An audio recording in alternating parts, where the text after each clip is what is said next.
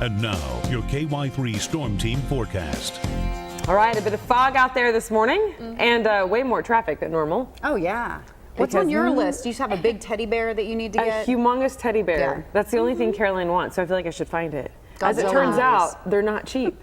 You know? Oh, yeah. Godzilla movies. Godzilla That's movies. what you're Yeah. buying. It's like, yeah. Luke is on a roll with that. It's Didn't like he forever. He had like a whole color coordinated list. Oh, too, yes, didn't he did. Yeah. That's And impressive. nothing red was supposed to mean that I don't want it, and there was no red. But that was part of the coding system for me. funny. Godzilla, it's just not quite as good. Right. And well, if you are going to be getting out for some of those deals this morning, look at our visibility. This is the number of miles ahead that you can see when you're in your car driving. In the Springfield area, just shy of a 2-mile visibility. And look at this, all the way down in Branson, a report of 0 miles, less than a mile visibility over by West Plains and Mountain Home. And what does that 0-mile visibility look like?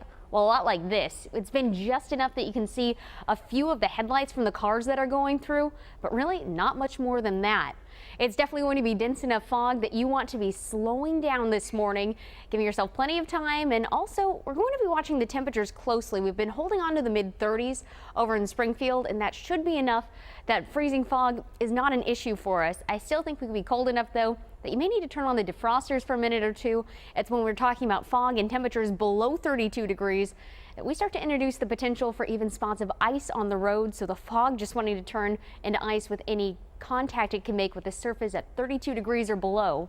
Widespread, though, we're saying that this really isn't a concern for us, but something to at least keep in the back of your mind as we head toward the winter months, because we're waking up to 30s and 40s across the board, where we have some of the denser clouds, a little bit warmer, or at least a little bit more comfortable. 44 degrees the temperature now in Salem, 42 down in West Plains, and here in Springfield, like we mentioned, waking up to the mid-30s.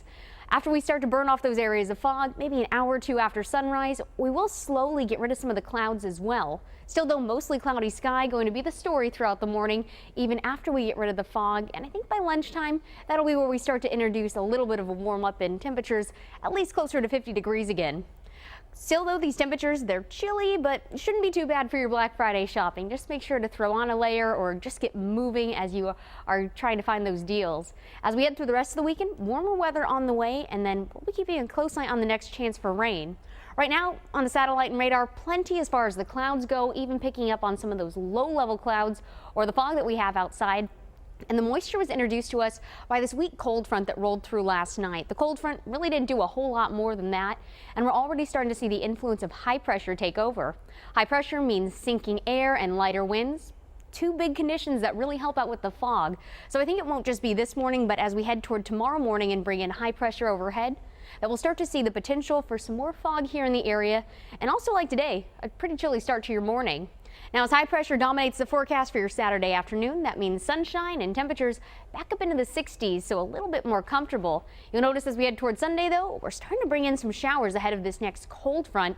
And with this, we could be talking about upwards of even a quarter to half an inch of rain widespread.